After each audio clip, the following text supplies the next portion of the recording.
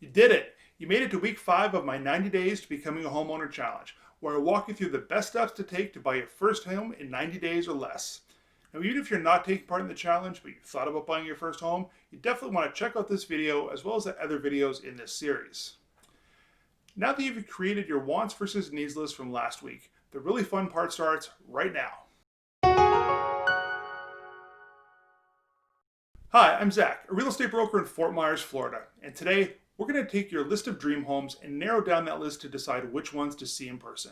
If you're watching this video on YouTube and want to see the previous videos in this series, click the link that's right up here and you can see that playlist.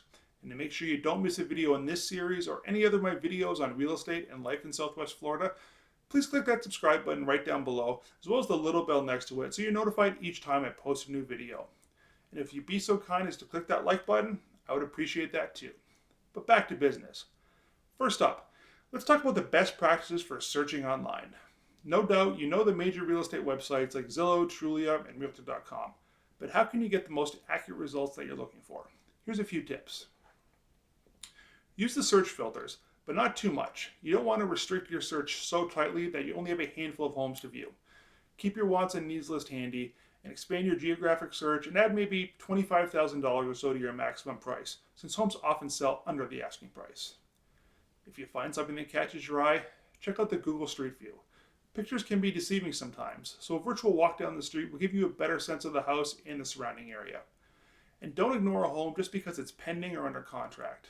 Pending contracts can fall through, so keep it on your short list, especially if it checks all the boxes. Now, after you've found the homes that you like, jot down the MLS number and the address and send that to your agent so they can dig into it a little more for you, including researching the confidential realtor remarks and reaching out to the listing agent to snoop around for details such as the seller's motivation. Next, it's time to look at your calendar and find a chunk of time to tour some homes.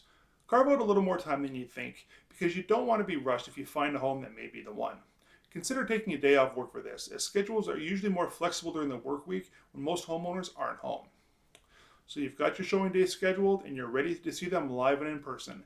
Just remember, keep calm and go into this with your mind and not just your heart. Here's a few quick ways and you can do just that. Before a showing, read over your wants versus needs list one more time and revisit your budget. Having this info fresh on your mind will help you to stay objective and focused on the task. Take pictures and videos to jog your memory later and help you process details as you share it with friends and family members. Please remember, you cannot change a lot or the location, so make sure that you love both. You also don't want to be the prettiest home on the block, and your agent can help you assess whether or not that's the case.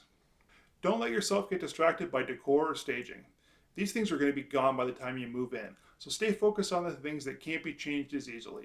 Changing a paint color is cheap and easy. Redoing a kitchen is going to take a lot more time and money. Take your time. If a home makes a good first impression, let your agent know you'd like to spend a little more time looking around. This is one of the largest purchases you'll ever make, so it's worth it to learn as much as you can while you're there. On a related note, don't be afraid to see it again at a later date. Just keep in mind that it could sell while you're thinking about it. Keep your emotions in check. While you should tell your agent how much you love a home, you don't necessarily want the seller or their agent to know how much you love the place, as you could lose a little bit of bargaining power. Also, keep in mind that homes these days sometimes have cameras and listening devices in them. Think of an Alexa, so you never know who can hear what you're saying. If you keep these tips in mind, you're going to face your showing like a home buying boss. Next week in the challenge, we're going to talk about knowing when you've found the one. Remember to click that subscribe button so you don't miss it.